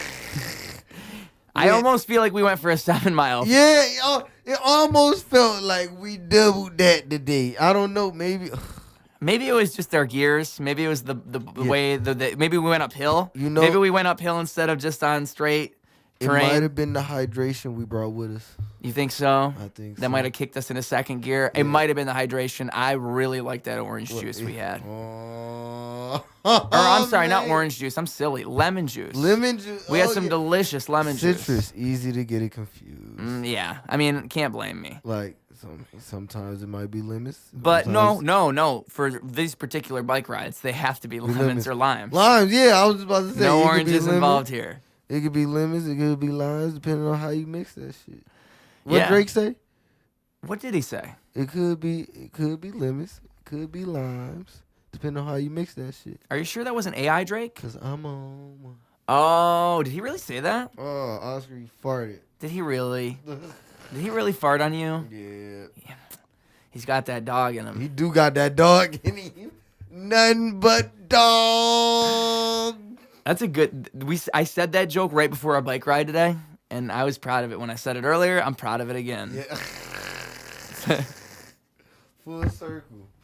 We timed our bike ride just right too, because we knew that we wanted to go on the bike ride, but we weren't sure. Like we didn't expect the orange juice to really kick us into full throttle. Oh yeah. The lemon juice. The lemon, yeah. And so we just went for a little walk, and during our walk, we were like, "Wow, we really need to get on the we're bike." We're pumped up. It's definitely bike riding time. Yeah. So we got home, and then adrenaline got to kick it in. Holy. Yeah. I mean, it's crazy the things you can find in a bike ride. I think we went pretty deep. I ain't gonna lie. I could put that lemon juice in the IV. I'm starting to think I might need that weekly. Ooh-wee. Now, let me get your honest take on that. Do you think that would be a good or bad idea to have that deep of an experience? What's the proper amount of time to wait to have that deep of a ride again? If you feel like you need that in your life, then it would be time. But if you hesitate even half a second when you had that thought, it ain't time. Ooh. Now, I think I might disagree, but it's an interesting dance. You know what? I could see. Because I think it's like almost the case where if you're telling yourself it's not the time, that means it is the time. Yeah. And I'm not saying that to like validate behavior. I'm just saying that like your brain is trying to tell you, like if you're thinking with at least the particular bikes we're talking about, I'm thinking like that if your brain is telling you to go there. Because I'm talking about a specific bike. Yeah. I'm talking about a specific model. There's different kinds of bikes that I wouldn't recommend this with. Okay, yeah. Right? But with this bike, I think that if you're feeling challenged by it, it's time to go in and allow that bike to show you. Change your body. I mean, because you can only change your body through grueling exercise. Yes, and this bike gives you that exercise whether you want it or not. Oh, yeah. It's just coming. If you go for that 3.5 mile ride, you're going to feel the burn. Yeah, them wheels spinning. Yes. And so, like, there's a battle in me because I've also experienced it where I've taken people on bike rides that they weren't ready for. Yeah, that hill was a little too steep. It was too steep, and I watched them struggle. I almost fell off my bike today. Yeah, I know, but you didn't. You didn't though, and that's how you know you're dude. You can handle it. That's how you know. Oh yeah, look, we was gonna pull it through regardless. I had no ifs, ands, or buts about it. I was cruising on my ride. Like, oh man. I don't even think I had one moment of second thought in my brain. I don't know. All ride. It was just a beautiful cruise. You're a great bike rider, man. Think so? You're a great bike rider. You know, look, I went on my fair share of rides. We spoke about this earlier. You are a great bike rider. Thank you. Yeah, I really hold it together. You are.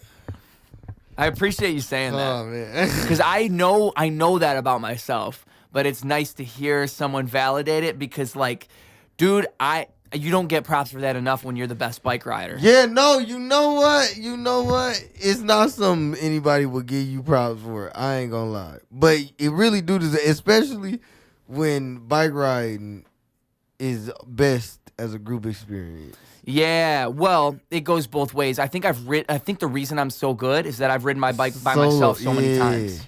Like so that way I already know this. Like, and I'm not even saying you have to do it a bunch of times. I think even once or twice. When you do it solo, it really kicks into me. It's low key. I feel like I'm just comfortable with it. I know what it is. That exercise is a little different. I hit a couple different spots. Well, that's the thing. There's different groups. So we're talking about a specific model, but even this model, they have different colors, right? Oh. And so the different colors give you different experiences. Yeah. Like you'd think that blue wouldn't be that different from red, but it is. Like that bike got a whole different set of features on it, buddy boy. Yeah, and I think we've talked about your bike rides with a different color before. Yeah. But this color, I think, was the difference. Yeah, I was very impressed with these bikes we rode today. Let's just say let's say orange. Yeah. No, orange. let's say orange for bikes, citrus. Yeah. Orange bikes. So the orange bikes we rode today were really significant. Whereas, like, you might strain your muscles if you had ridden a different bike. You might strain your muscles if you ride a different bike. But with this particular strain that you were getting on your muscles, I think it was a really interesting experience. Yeah, no, me too. Me too. Honestly, with the the strain, the strain on your muscles. With the strain on your muscles that this variety brought upon us, like this bike. It's almost like, man, this is a chunky ass bike, man. This is a Huffy. Kind of like a Minecraft bike for a minute. I could barely even piece the blocks Minecraft together. Bike. Oh my god, the pieces was flying away from me. Dude, I swear I was seeing creepers. Do you think in Singularity there are creepers waiting for you? Yes. There are creepers and villagers looking to trade.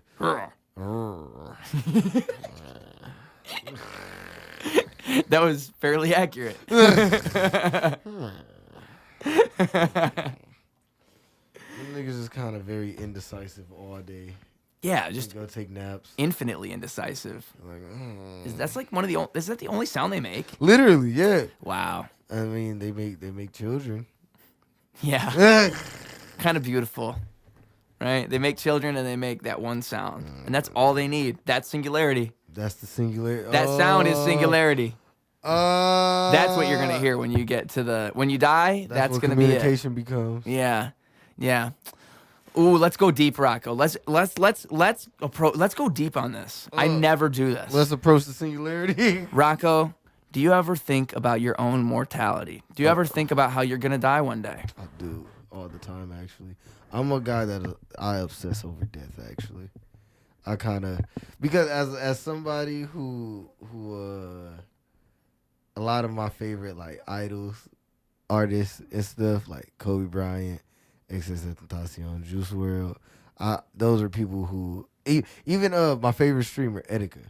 Ooh, yeah. I could like all of those guys. I was paying super duper close attention to. Then they just died, and it leave you with a weird sensation. Well, it's weird because it's different than a family member dying. Even with these types of things, it's like there's a universal thing. Like you've never even seen the person, but you feel so connected. Yeah, it was weird when Kobe died, bro. The world got sad, bro. It started raining. The clouds moved in.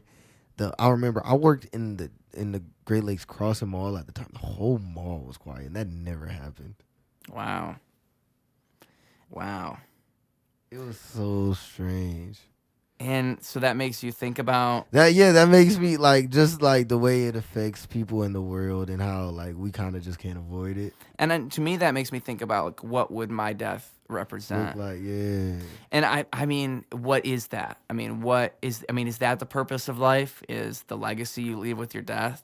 I mean, I've heard the quote that you're forgotten twice, once when you die and once when people stop saying your name. Yeah. And eventually it's going to happen both times. Both times. Yeah. I mean, there's people that have even been erased from history. Like, Like- all it takes is one village to come and smudge it all out, and it's Bruh. gone. I could only man, I could only imagine. There's so many musicians forgotten the time. It's inevitable. So many musicians forgotten the time. Or just artists and creators and painters. like and, I know the next generation of kids, like after Gen Z is completely done, the next generation of kids not gonna know what a whip name. Like who the fuck was that guy that made the whip name?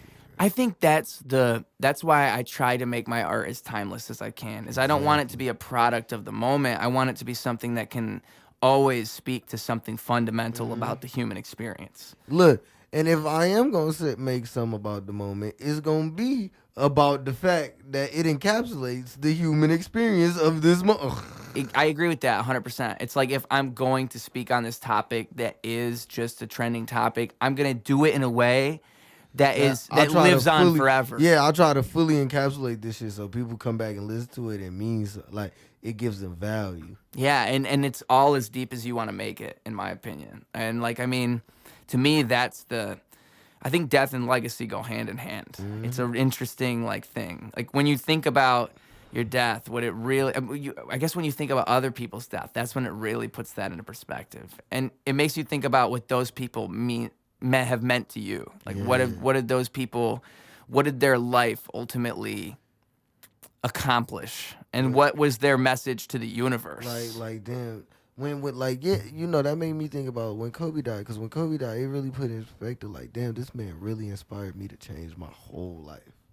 Like it gave me a whole path. Like, for real, he really, like, is a mentor to me as far as, like, accomplishing what you want in life. Because I feel like everything I've ever accomplished has come through just extremely hard work. And that comes from the Mamba mentality. It's just like, bro, if you outwork everybody else for that shit, it'll come, like, some will come to you. Shit. Some will come to you, bro. But if you give everything that you got, can't nobody take nothing away from you at that point. You gave it literally everything you had.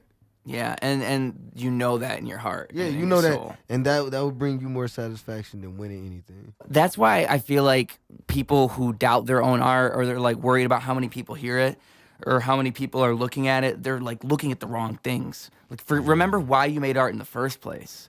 Like, if you make that difference in one person, you've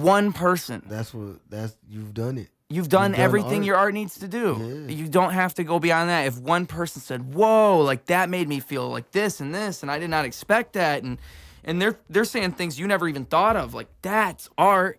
That's art. Just let that be that. You don't have to. It doesn't matter if 1 million people see it. Oh God, the whole part about getting famous is getting more people to see it. Yeah, and I feel like you get lost in that like chase. You get where you want people to see it. It get the effect in your mind and your process. Mm-hmm. And you know that chase is important. And of course, you gotta like stay hungry if you want more people to see it. You have to work at that.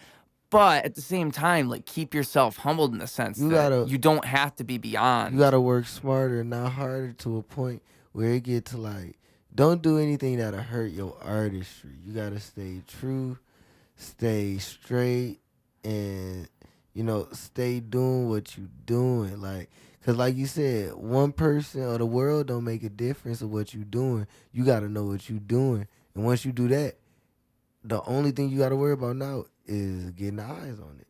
Yeah. You can do that easily. That's just putting out a video. That's just chopping up some clips or some shit. And it takes a long time to master the art too. That's what people don't see a lot of the time, is the grind that led to the end product that they get to witness. You got to do a lot of trial and error. A whole lot of trial and error, especially when it comes to editing, like editing music, when it comes to mixing shit, or editing videos. Yeah, a whole lot. Coming up with a whole style for YouTube and shit like that.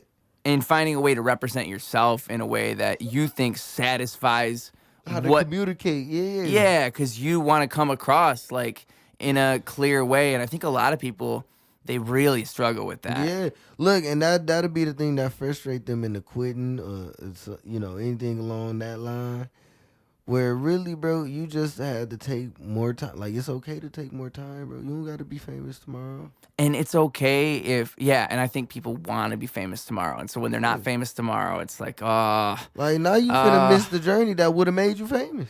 or they're so busy like being upset about that they missed those 3 months they could have been putting in the work to get there. Instead of just going to make music. Because I ain't gonna lie, ain't nothing gonna do more work for you than just doing the work. And like, also, I heard, shout out our boy Andrew Huberman when he was on Jocko Willing's podcast. Oh, they that did sounds 5 good. hours, That man. sounds good. Oh my God, 5 hours. They sat there for the whole day, damn near. Oh, that's how long I want my boy Andrew. I would pick his brain, man. That guy's dude. Andrew, we love you. Jamie, bring in the nachos. Jamie, bring me nachos. Jamie, bring me Andrew Huberman. All right, bring me both of those. Nachos, Andrew Huberman, and a 2-liter. And a 2-liter. Oh my God, Ruse! I had the greatest dinner of all time at my house the other day. I'm sorry to interject, but this needs to be spoken about. Oh wait! Before we switch the subject, the thing I was gonna say about Andrew Huberman and Jocko Willink. Okay, yeah. He said that forward movement reduces anxiety, and he's just talking about walking around. Like they've tested this in people. I think it goes even for mentally. Like forward movement reduces that inner, or like even your anxiety to not accomplish your music, accomplish your art. It's like, if you just do it, you lose that feeling of, oh, am I going to do this or not? Am I going to do this or not? Now I'm doing it, so now I got to think about doing it. And you get in the rhythm of that. You find flow state. Yeah. But your dinner the other night. Bro, I had salmon steak. Ooh. Yeah. Bread. That sounds delicious. Seasoned and breadcrumb, not breadcrumb. Breadcrumb. Comedy podcast, folks. The bread nutted on me. Anyway, the loaf, it got to me. But yes, bro, salmon steak, breadcrumb crust. The bread came and he was toast. Oh my God, the bread came and I was toast. Breadcrumb crusted, seasoned. Ooh, like nice pink in the middle. Yum. Bust that down with a side of red wine. Ooh, now unconventional choice because white wine is what normally pairs with fish. Yeah. Ooh. But hey, man, power to you. Look, I was feeling it was steak. That's why I was like, it was a salmon steak. But is it though? It ain't. But it don't bleed. So I have never had salmon steak. It's nice. That was my first time. That was my first time. I had some kind of alternative steak recently, and I was really impressed. Pork steak. Pork steak? I wouldn't have even guessed it wasn't steak. I was so impressed. You over here got me. I'm interested now because, hey, look, man, pork chops have done many generations of black men in, and I might be one of them. A good smothered pork chop. Ruse, I'm telling you. Smothered pork chop. I'm sure black culture has got some pork steak. You just haven't witnessed it. Ooh, yeah, I mean, I'd had pork steak, but I forget. Like, I ain't gonna lie, it ain't something that I didn't ever cook for myself yet. That was some shit my grandparents cooked for me. Oh, okay, so maybe you've had it at a cookout. Yeah, but no, I probably or even just going to grandma's. Probably like grandma brought it home. Yeah, well, my grandparents used to cook all type of shit. Oh, okay. They used to. Oh, when you were living with them. Yeah. Oh, I see now. I see now. I eat dinner with the folk. Yeah, but dude, honestly though, ain't nothing like grandma's cooking. Oh man, tell me about it. Look, my mom's mom, God rest her soul, my granny Dawn was a literal chef. She had her own restaurant. That lady could throw down in that kitchen, boy. It wasn't a day I woke up at her house without a hot plate of breakfast. I'm talking about cream of wheat, oatmeal, anything you need, fresh fruit. And she wants you to eat all of that. Oh yeah, baby, get fat. That's a great life to be living. It ain't. Oh my God, that lady was so sweet. Yeah, it's like, I'm sure there's always like, I'm sure she had her sides that may have been a struggle, but we all do. Yeah. And so in that sense, like, it must have been kind of like a little miracle to wake up every morning. Like, oh, and she got it going. I'm like, damn, but she got it together though. Yeah, we love you, Grandma. My grandma, effort. That ain't nothing but effort. That ain't nothing but effort. It ain't nothing but effort. I couldn't imagine getting up cleaning up and making these little motherfuckers fool. You know, You little ungrateful shit. it blows my mind because, like, I think that that's an interesting thing about, like, the inner reward systems of different people. Like, for some people, that's enough. Yeah. Just getting up and cleaning and looking after the people that are in your family. I think for, like, rappers, we tend to have this, like, or, like, artists have this silly existential angst where we're like, I need to create, I need to find a way to translate this. Literally. Whereas, like, these people are just happy just waking up and just, let me clean my kitchen today. Let me just for people. Just that that fulfills their life to like an extreme extent, and that's really beautiful. It is beautiful. I think that's like, it says something about, you know, the nature of humanity and people, right? We have such a big variety, and, like, you know what satisfies us. Like, cause some people do got that itch in their brain where it's just like, I just need to keep going. I just need to keep going. Like, cause I know once you become at least 500 million, once you get past $500 million, you don't need no more money.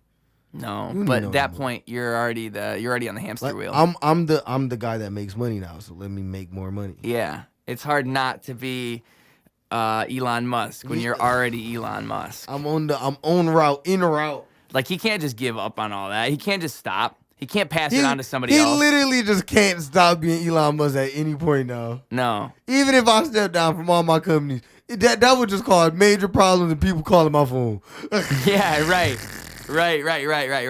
It's like if you were working with Pablo Escobar and all of a sudden you want to quit your job. I mean, you're stuck with that job now. Hey, buddy, I hate to tell you, but we're about. I don't think you read the contract that you signed. We're about 50 million pounds of not pounds, but we're about $50 million worth of cocaine deep right now. I mean, I'm thinking like in the drama shows where they try to quit and then.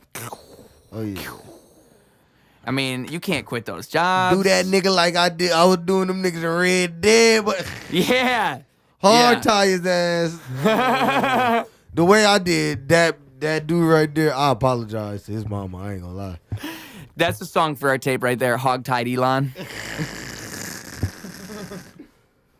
Oh, that's a great way to gain some notoriety. Hog-tied Elon. By the way, I'm sure that nigga has a whole vaporizer ring. I wouldn't step 10 What do you feet. call that when they send the laser from the sky? We could just be getting beamed right now. The orbital cannon. Oh my god! Yeah. Look, bro, I wouldn't step 10 feet within that man with any mild intention in my mind. Hey, this is a comedy podcast, Elon. I want you on. I know the AI. I want him as a guest. He's on my list. He's also on my list. Look, like I said, I'll let that man put a chip in my brain. Yeah. Yeah, we just love you so much, Elon, that we gotta say what needs to be said, Elon. Yeah. Look. Okay, we're poking you with the stick. Look, what they be talking about Joe Rogan on all the time.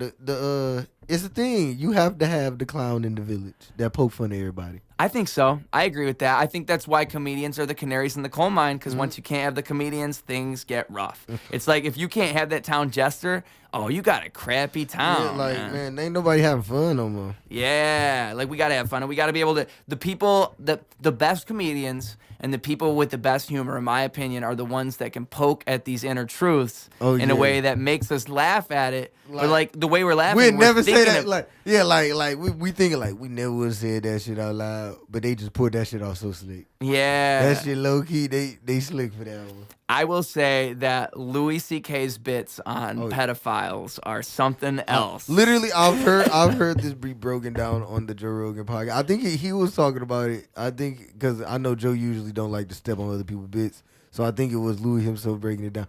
I was like, "You a slick bastard. You a slick because you ain't getting that off in too many rooms." Well, and like he's got to be able to fail with it. To be able to know, like when he was forming that joke, that must have been tough because he had to figure out how to do the dance just right. I know his ass probably got cooked a good like that, something like that. Boy, you would get good. Have you heard of the bit? Have you heard it? It's on. It's on one of his specials. Yeah. Ooh, you know what? Oh, it's a good bit. I haven't yet. I'm gonna go watch some Louis C.K. Well, the reason it's so good is because it's what we're talking about. He's not even wrong. Yeah. Like, it's so funny that he almost kind of has a point. You can't even really disagree with what he's saying. Damn. Like, it's just pointing out the fact, ain't society ridiculous in this? I ain't saying nothing else, Yeah. but ain't society ridiculous as fucking this aspect? Ain't that funny? I don't want to step on his bit either, but I'll at least. Oh, I shouldn't. I'm not gonna describe any of it to you. I want you to just hear it. I'm unfiltered. gonna go watch it. I ain't gonna lie. Because I'll butcher it. I'll butcher it here live on the Ruse radio, and I won't stand for that. Man, how long have we been going, actually? You know what? I was thinking, because I think as soon as we tapped into the deep, I think we not only, because I like it when the podcasts have an arc. Yeah. I feel like we had we had a beautiful conversation yeah, rolling all in. day today. Oh, yeah. Like, we've just been going, yeah, we've been doing this all day. But I think, like, we rolled through the podcast with that, and then, boom, we told them a little bit about our bike ride, and then, boom, we got deep for a second, and then, boom, we can just hit them with, like, a final message. Yeah, and I this feel was like great, that's a bit, like, honestly. we went through this is a little movie. We just made a movie. Man. You know? Like, we had a 3-arc thing that just happened. 3-arc story. We had Rise in Action. Yeah. We had the climax. And now we are at the denouement. The come down. We are on the come down. The come down. Yes. Yes. That would be a beautiful name for a track on there, but that might be too straightforward. It might. It doesn't It doesn't. It don't boggle ring the the same mind way as in 30 this- cheeseburgers do. as certified him. Certify him. Him Allen. Him Allen. Him Jones. Him Jones. 30 cheeseburgers. Oh, I got another one on my phone. I should say it for the record. What? 30 cheeseburgers. Him Allen. Certified him. And blunt 30. Blunt 30. And measure your bougie. Measure your bougie. Measure your bougie. Please do. I need folks out there to do an active Bougie check. measure. Yeah, bougie check. And let's end the podcast with that being our final message. Please do your weekly bougie check. Also, tune in to what we got going on. Ruse, you got any new content coming out besides pod? I'm so glad you just asked yeah. that. You know why? Because Ruse has a brand new song that just came, when this podcast drops, it came out just yesterday. Come on. It is called Practically. It is out now on all platforms as we speak. Stream that. Okay. Y'all know that. Okay, folks. Y'all know that. Y'all know that. Okay. Real quick, April 8th as well. I have a new project finally. My first project in about a year and a half. Faster Than Light. What? We dropping on all platforms April 8th. We have a release date? Is this Actually, is this written in this- concrete? This is sent in. Sent in Sent stone. into the distributor. Date approved. Oh. Oh yeah. I got my Spotify canvases ready. How many songs? We just looking at, I believe, 8.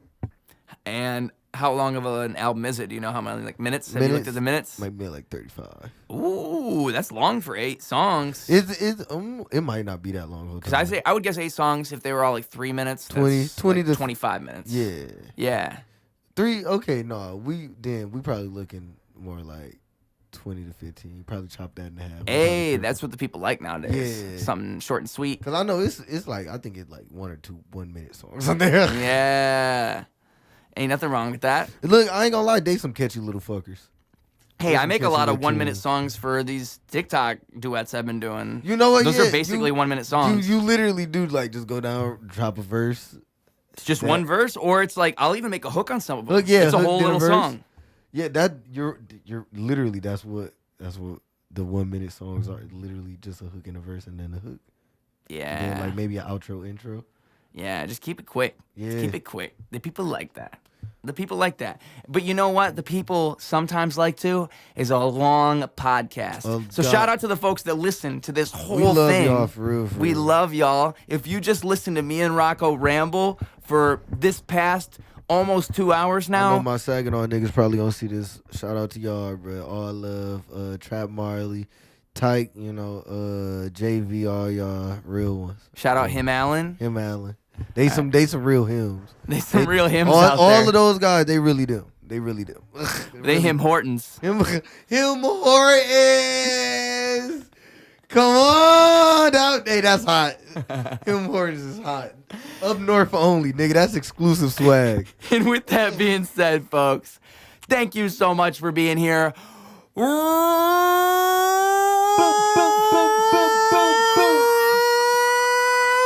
Radio. Yes, sir. Clocking out.